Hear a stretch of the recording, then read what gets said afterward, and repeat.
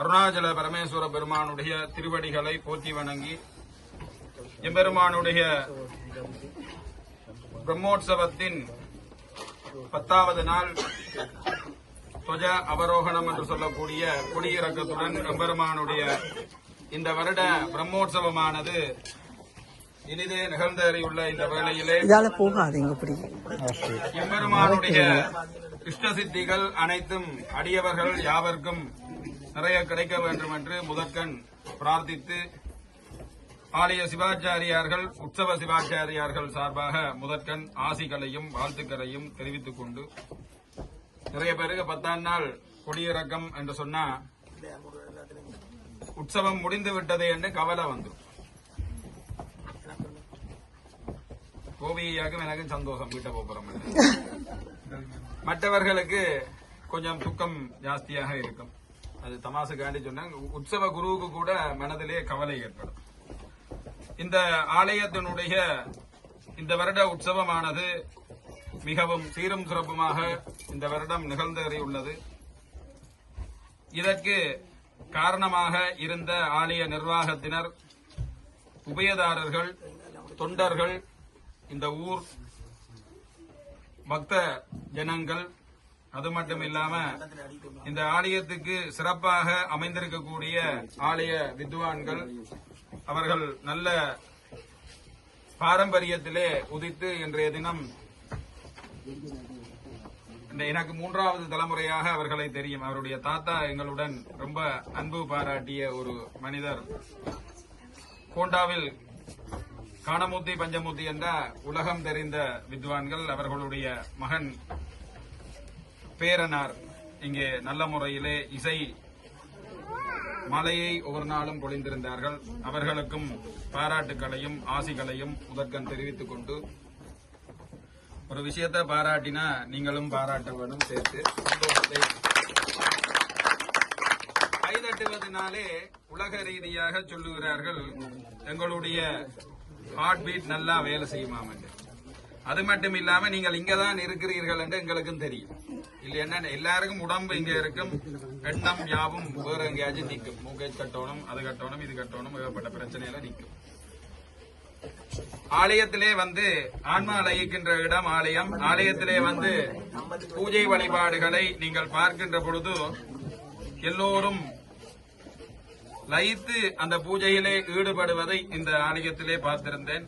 அந்த வகையிலே ஒவ்வொரு நாளும் என்ன எல்லாம் எம்பெருமானை வேண்டி விரதம் இருந்த அடியார்கள் அனைவருக்கும் எம்பெருமானுடைய இஷ்டதித்திகள் நிறைய கிடைக்க வேண்டும் என்று பிரார்த்தித்து, இந்த ஆலயத்திற்கு நல்ல ஒரு முத்தாக கிடைத்திருக்கக்கூடிய சிவாச்சாரியார் கோகுலநாத சிவாச்சாரியார் ஐயா அவர்கள் எனது சிறிய தந்தையார். நான் அண்ணாண்டு தான் கூப்பிடுவேன், என்ன வயசை காட்டி கொடுக்க கூடாது. அந்த வகையிலே அந்த சிவாச்சாரியாருடைய பெரும்பணியானது அவருக்கு வந்து ஈடுபாடு அதிகம். எப்படி ஈடுபாடு அதிகம் என்றா, ஒரு இடத்துல கொண்ட விட்டா நான் தான் குருக்கள் என்றதை மறந்துடுவார். எல்லாத்தையும் இழுத்து போட்டு செய்வார். நிறைய பேர் பார்த்திருப்பீர்கள், நிறைய பேர் பார்த்திருக்க மாட்டீர்கள், அதால சொல்றேன். அந்த வகையிலே இந்த உற்சவத்தை, கைங்கரியத்தை ஆலய நிர்வாகம் சார்பாக இங்கே கலா அம்மா அவர்கள் ஐயா அவர்களை 2வது வருடமும் அழைத்திருக்கிறார் என்றால் 3வது வருடம் இடையில விட்டுட்டு நின்றாங்க. இடைவிடாமல் இடைவிட்டு வந்திருக்கக்கூடிய சிவாச்சாரியாராக ஐயா அவர்கள் இந்த உரை 2வது வருஷம் இடைவிடாமல் இந்த உற்சவத்தை நிகழ்த்தியுள்ளார்கள்.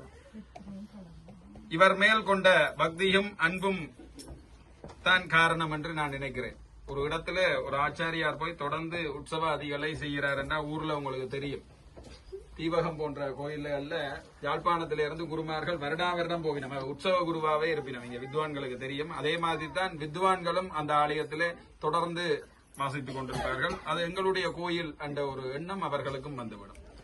அந்த வகையிலே இந்த உற்சவத்தை இங்கே சீரும் சிறப்புமாக செய்த குருக்களையா அவர்கள் நல்ல குரு பாரம்பரியத்திலே தோன்றினவர். நயனாதீவு நாகபூஷணி குரு பரம்பரையிலே வந்தவர்கள். அதுவும் அந்த ஆலயத்தினுடைய உற்சவ குரு பாரம்பரியத்திலே தோன்றினவர்.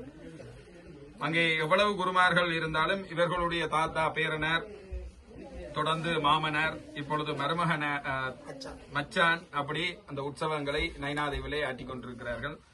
அப்படியான குரு பாரம்பரியத்திலே வந்த கோகுலநாத சிவாச்சாரியார் அவர்கள் உங்கள் எல்லாருக்கும் கிடைத்தது ஒரு அரும் பொக்கிஷமாக நான் நினைக்கிறேன்.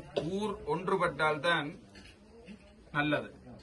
அதாவது உங்களுக்கு தெரியும், அடம்பன் கொடையும் திரண்டால் தான் மிடுக்கு என்று சொல்லி பழமொழி சொல்வார்கள். அந்த வகையிலே இந்த ஊருவை ஒற்றுமையாக இருந்து இந்த உற்சவங்களை எல்லாம் நிகழ்த்த வேண்டும் என்று நல்ல மனதிலே எண்ணத்தை கொண்டு இந்த உற்சவத்தை இங்கே நல்ல முறையிலே நிகழ்த்தி இருக்கிறார்கள். அவர்களுக்கு ஆலயம் சார்பாக நான் இன்றைய தினம் நன்றியும் கூற கடமைப்பட்டிருக்கிறேன். அடுத்ததாக இங்கே ஆலய நிர்வாகத்தினர் நன்றியெல்லாம் சொல்லுவினம் என்றாலும் எங்களுடைய கடமை சொல்ல வேண்டும். கலாமா ஆலயத்துக்குள்ளே வர முடியாமல் அமர்ந்திருப்பதனாலே அவர் சார்பாகவும் ஆலய நிர்வாகம் சார்பாகவும் முதல்ல நன்றியை சொல்றேன். இந்த ஆலய நிர்வாகம் சார்பாக இங்கே நன்றி உரையெல்லாம் சொல்லுவார்கள், நன்றிகளை தெரிவிப்பார்கள். அடுத்தபடியாக இங்கே நெடு காலமாக இருந்து இந்த பூஜை வழிபாடுகளை ஆற்றிக் கொண்டிருக்கக்கூடியவர் எங்களுடைய பரதண்ணா. அவர் நல்ல பியோர் ஹார்ட் என்று சொல்லுவீங்க இங்கிலீஷ்ல. அதாவது சுத்தமான இருதயம் கொண்டவர். எப்படி சுத்தமாண்டா அவருக்கு நீ பெருசு நான் பெருசு அவ இதெல்லாம் தெரியாது. யாரா இருந்தாலும் ஒரே பேச்சு, அவ்வளவுதான். சுவாமி காரியத்தை பக்குவமாக சிறப்பாக செய்வார். தன் கடமையை அந்த நேரத்திலே முடித்துக் கொள்ளக்கூடிய ஒரு பெரும் மகனர். அவர்களை நான் முன்னாடி இங்கே முகப்புத்தகத்திலே இந்த ஆலயத்தினுடைய திருவிழாக்கள் பார்க்கின்ற போது நான் யோசிப்பேன், என்ன நார்த் இந்தியாவில இருந்து ஒரு பிரீஸ்ட வச்சு இங்க பூஜை பண்ணினம் போல இருக்கு சவுத் இந்தியாவில இருந்து. அவர் அந்த கலாச்சாரத்திலே வந்திருந்தாலும் எங்களுடைய விடயங்களையும் அனுசரித்து அந்த பூஜை வழிபாடுகளை ஆற்றுகிறார். அவர் வைஷ்ணவ சம்பிரதாயத்தில் உதித்திருந்தாலும் சிவனுடைய வழிபாடுகளை ஆற்றுவது பெரும் மதிப்புக்குரிய விடயமாக நாங்கள் பார்க்க வேண்டும். அந்த வகையிலே அவர்களுடைய ஆசிகளையும் பெற்று உங்கள் அனைவருக்கும் அவருடைய ஆசிகளை பிரார்த்தித்து, அடுத்தபடியாக முத்துசுவாமி, முத்து வேண்டாம் உங்களுக்கு தெரியும் தானே, கடல்ல போய் தேடித்தான் எடுக்கலாம் முத்து. அந்த பேரை கொண்ட சுவாமியாக இங்கே அவதரித்திருக்கிறார். அவர் நிறைய விடயங்களை இங்கே செய்து கொண்டிருக்கிறார். அவர் ஆலய குருவாக மட்டும் இல்ல, அலங்கார குருவாகவும் ஆலயத்திலே சுவாமி மேலே கொண்ட அன்பு காரணமாகவும் எல்லோரையும் அரவணைத்து எல்லா விடயங்களையும் இங்கே நல்ல முறையிலே நிகழ்த்தி கொண்டிருக்கிறார். அவர்களுக்கும் பாராட்டுகளையும் அன்புகளையும் தெரிவித்து, அவர் இங்கே வந்திருக்கக்கூடிய எனது ஆலய பிரம்மோற்சவ குருவுக்கு எல்லா வகையிலையும் அவர் உதவி புரிந்திருந்தார். எப்படி என்று சொன்னா, ஒரு சின்ன இடத்துல கூட திரும்பினா பக்கத்துல கை கணிப்பார். அப்படியான மனிதர்களை நாங்கள் இந்த உலகத்திலே பார்ப்பது அரிது. அந்த வகையிலே அவரும் நல்ல ஒரு மனம் படைத்தவர். இந்த உற்சவம் நல்ல முறையிலே நிகழணும் என்று எல்லா வகையிலையும் அவர் ஒத்துழைத்திருக்கிறார். அவருக்கும் நன்றிகளையும் பாராட்டுகளையும் ஆலய நிர்வாகத்தினர் சார்பாக உபயதாரர்கள் சார்பாகவும் தெரிவித்து, இது எல்லாத்துக்கும் மேல பக்தர்களாகிய உங்களுக்கும் உபயதாரர்களாகிய அனைவருக்கும் ஒரு பெரும் கடமை இருக்கின்றது. ஒரு குழந்தையை பெற்றால் எப்படி நாங்கள் வளர்த்து இன்னொருவருடைய கையிலே பிடித்துக் கொடுக்கிறோமோ அதுவரைக்கும் அப்பாடாண்டு உட்கார முடியாது. அது அந்த கல்யாணம் பண்ணி வைத்த அப்பா அம்மாவுக்கு தெரியும் எவ்வளவு கஷ்டம் என்று. அதே போல இந்த ஆலயத்தை நிறுவி நடாத்துவது என்பது இலகு கிடையாது. ஏன்னா ஊர்ல உங்களுக்கு தெரியும், சொந்த ஊர் சொந்த நிலத்திலே இருக்கும், எந்த கடனோ துன்பங்களோ எதுவும் இருக்காது. இலகுவாக ஆலயத்தை நடத்தி விடலாம். ஆனால் இந்த ஆலயத்தை நீங்கள் இந்த நாட்டிலே நடாத்துவது என்பது ரொம்ப கஷ்டமான விடயம். ஏனென்றால் எல்லாமே காசு. அதாலதான் சில நேரம் ஐயாக்கள் வருகின்ற போது அந்த பூஜையை செய்யுங்கோ, அதை உபயத்தை செய்யுங்கோன்ற சில பேர் கேட்பார்கள். எங்க போனாலும் காசு கேட்கிறார்கள், உபயத்தை செய்ய சொல்லி கேட்கிறார்கள் என்றெல்லாம் வருத்தப்படுவார்கள். என்ன காரணம் என்றால் அவர்கள் தெரியப்படுத்துவது. உங்களுக்கு விருப்பமானால் அதில் இணைந்து அதை செய்வதனாலே உங்கள் அனைவருக்கும் எல்லா வகையான சிறப்பும் எம்பெருமான் அருளுவார் என்பதிலே எந்த ஒரு ஐயமும் இல்லை என்பதை இந்த இடத்திலே தெரிவித்து, இந்த உற்சவ காலத்திலே வந்து வழிபட்ட அனைத்து அடியார்கள் தொண்டர்கள் இன்னொரு என்ன உதவிகளை இந்த ஆலயத்திலே தொண்டர்கள் செய்திருக்கிறார். நிறைய உதவி. அதாவது ஒரு திருவிழாவை இலகுவாக செய்துவிட முடியாது. உங்களுக்கு தெரியும், எல்லாரும் கல்யாண வீட்டுல ஊர்ல செய்தார்கள்.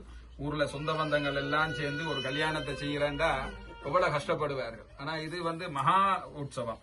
இந்த மகா உற்சவத்தை செய்யணும் என்றா பூ வர வேண்டும், மாலை கட்ட வேண்டும், அன்னதானம் சமைக்க வேண்டும். அதே போல கிச்சன் பாத்தீங்கன்னா இந்த இடத்துல சின்ன இடத்தை வச்சு அவளை சமையல் பண்ணி பின்னேறம் பார்க்கின்ற பொழுது கிச்சன் எல்லாம் சுத்தமா இருக்கும். எவ்வளவோ தொண்டர்கள் எவ்வளவோ வேலையை செய்திருக்கார்கள். அது மட்டும் இல்லாம இங்க சொல்லுகின்ற வேலையெல்லாம் இந்த அலங்காரத்துக்கு உதவி புரிந்தவர்கள், ஆலயத்தை சுத்தம் செய்தவர்கள், தீபாராதனை ஏத்துவதில இருந்து தீபத்தை திரி போடுறதுல தண்ட கடமையாண்டு இங்க ஒவ்வொரு ஐயாக்களும் ஒவ்வொரு அம்மாக்களும் வேலை செய்கின்ற பொழுது நானே யோசிப்பேன் எப்படி அவர்கள் தங்களுடைய வேலையாக கர்மமாக எடுத்து ஒவ்வொன்றையும் வந்து ஓடி ஓடி வந்து செய்கிறார்கள். அதை விட வேலைக்கும் போயிட்டு வந்துடுறார்கள். அதுக்குள்ள பாத்தீங்கன்னா இந்த ஊர்ல ஒரு சிறப்பு என்னன்னா எல்லாரும் மிதிவண்டியில வருவினோம். தொப்பு தொப்பட்டு வந்து குதிப்பார்கள், ஓடியார்கள், தங்களோட வேலைகளை செய்வார்கள், போவார்கள். அப்படியாக இந்த ஆலயத்திலே எம்பெருமான் மேலே கொண்ட பற்றும் காதலும் நான் பார்க்கக்கூடியதாக இருந்தது. அந்த வகையிலே தொண்டு புரிந்த அனைத்து தொண்டர்களுக்கும் உபயதாரர்கள் விழாவிலே முக்கியமானவர்கள். அதுவும் உங்களுக்கு தெரியும், ஊர்ல எல்லாம் பாத்தீங்கன்னா கனகசபை உபயம் என்று போட்டிருக்கும். ஒரு திருக்கல்யாண உபயம் கனகசபை குடும்பம் வேண்டா ஊர்ல போய் கனகசபையை தேடிங்கண்டா அவர் போய் 40 வருஷமா இருக்கும். ஆனா அவருடைய பேரனர் கூட்டனர் இணுவில்ல என்ன எங்களுடைய பழம்பெரும் ஆலயங்கள்ல எல்லாம் பார்த்தா அந்த ஐயாவுடைய பெயரை சொல்வார்கள். அங்க பூட்டனர் கனடாவில இருந்து காசு அனுப்புவார், திருவிழா நடக்கும். அப்படியாக அவர்களுடைய பரம்பரையாக அந்த உபயத்தை செய்வினம் விடவே மாட்டினோம். அதே போலதான் கொடியிறக்கம், தீர்த்தம், தேரெல்லாம் இந்த ஊர்ல உங்களுக்கு பாத்தீங்கன்னா பொது உபயமா வச்சிருக்கணும். எல்லாரும் கலந்து கொள்ளட்டும் என்ற நல்ல நோக்கத்தோடு இந்த ஆலயத்திலே வைத்திருக்கிறார்கள். அந்த வகையிலே உபயத்தை இடைவிடாமல் வருடம் நீங்கள் எல்லோரும் நடத்த வேண்டும் என்று அன்போடு கேட்டு அனைவருக்கும் எம்பெருமானுடைய இஷ்ட சித்திகள் நிறைய கிடைக்க வேண்டும் என்று பிரார்த்தித்து ஆலய சார்பாக இப்பொழுது இங்கே நன்றி உரை சொல்வார்கள். நேரம் 9 மணி ஆகின்றது.